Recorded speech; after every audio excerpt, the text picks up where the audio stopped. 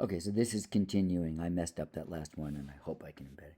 But anyhow, so I walked over and I said, "Look, the society's making us all feel really comfortable, generously and immediately, and openly and volubly, judging other people right to their face based on nothing." And the simple thing is, like, you don't know me. You don't know anything about me.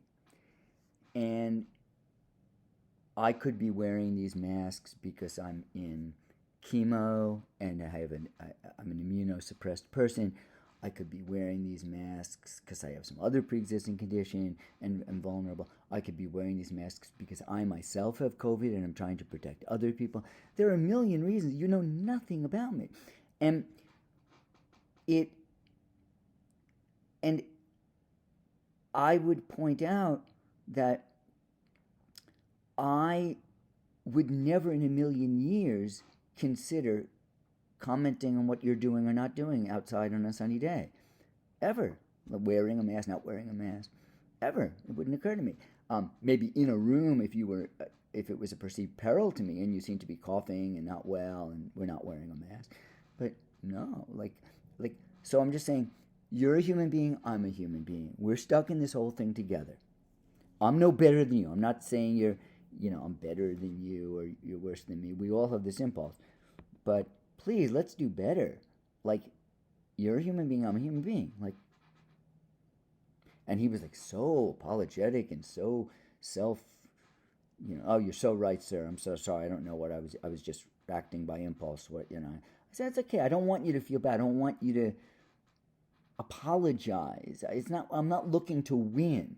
I'm just looking for us to be better, all of us. And I have these moments all the time. So that's all. And he was really appreciative. So all I'm saying is, it felt good to try to disintermediate or mediate or whatever it is these kind of moments in a way that's not defensive and that is not looking for victory, but is looking for some kind of improvement of something. And that felt pretty good. I don't want to overestimate it. He may have gone back in and joined the KKK or the Nazi organization based at a passive aggressive rage somehow that he had internalized. But I think it was very genuine that he was like open to it. And I like that idea that ultimately we don't know the first things about one another, and the assumptions are just so diminishing and belittling and self-perpetuating, whatever.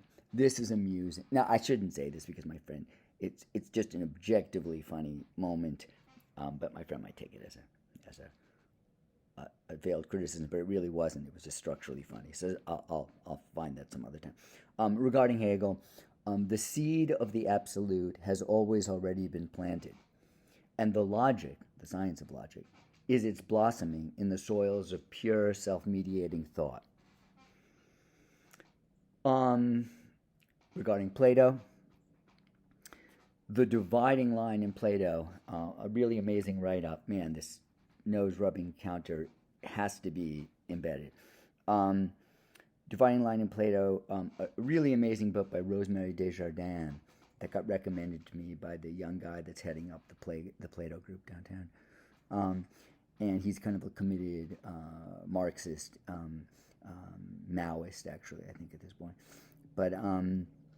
But this writing is really kind of amazing because it's this deep, integrative, unified reading of all of Plato. It's a synthetic, imaginative, integrative reading of all of Plato in one kind of dialectical unity, and it's this search for these ever more inclusive wholes and unities that define the search for the good in Plato, and it's really interesting and smart. Again, it's a true believer guide and reconciliation of all things, and you have to want to believe in the good and in the underlying telos of that. But it's each level is synthetic. Each level of the great dividing line of forms of knowing, from simple sense impressions to things, to organizing principles of a thing, to organizing principles of categories, to bigger wholes, to with a W, to super sensible concepts that we reach as we get above the median line.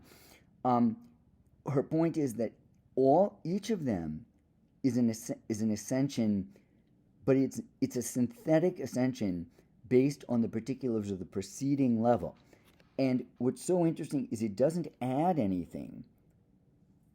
There's no being that is added to the preceding level, and yet the new level is not reducible to the preceding level. So, for example, a good analogy is like the most primitive form of thinking is for Plato is just images and impressions and imagistic thinking, picture thinking. And he's saying like, yeah, there's such a thing as like these impressions and images and so and so, and through those things, we come to reach the next moment, which is the concept of the integrated thing that has its own identity and its own properties as a synthetic unity of these image, sense, impression components. But when you posit a thing as a synthetic unity, it's not adding anything that wasn't there before. All those properties and perceptions and images existed as a multiplicity. They were all there. Nothing's been added. But a limit has been placed around them that binds something into a new unity that they did not exist in that unified form. They just existed as a manifold or multiplicity of impressions or images. But now you can see it as inhering in a self-identical object that doesn't contain anything new, but is itself an entirely new echelon of conceptual thinking. And it goes on like that. So it's just kind of an interesting thing about the harnessing of the concept of limits and the unlimited in a kind of ascent of thought. And it has deep repercussions for Hegel and so forth and other kinds of thinking. Silly idea, Jewish financial advisor singing "Position" to the tune of Fiddler's Tradition, just because I was thinking about my ambivalences about money and class on Passover. Although I do, I'm not a hater. Okay, let's just see. Recitation of the grievances, celebration of the gratitudes, the concept of emancipation, each new level containing nothing that the preceding level does not, but is not reducible to it, implications of the wazoo, something really nice growing in the garden, the Knicks looking really good, like really fun, wonderful, young team, and just kind of cool. Okay, it's enough for now. I'm gonna let it go. Let it not be said that the memes replaced the dreams, or that the memes erased the screams, or that the memes became the only themes. I don't know about that third one. I'm gonna hope for the best, and I'm gonna post these two things up, and I don't know if they're additive to whatever I put in textual form. Honestly, in a certain way, it's very natural to just kind of vamp and talk about the various things once I write them, but I really do like putting them down in words and doing the writing thing for as long as I'm blessed with the ability to do that physically and cognitively and so forth. So thank you all. Happy whatever holiday you are honoring or celebrating or whatever, or even if you're not. And thanks.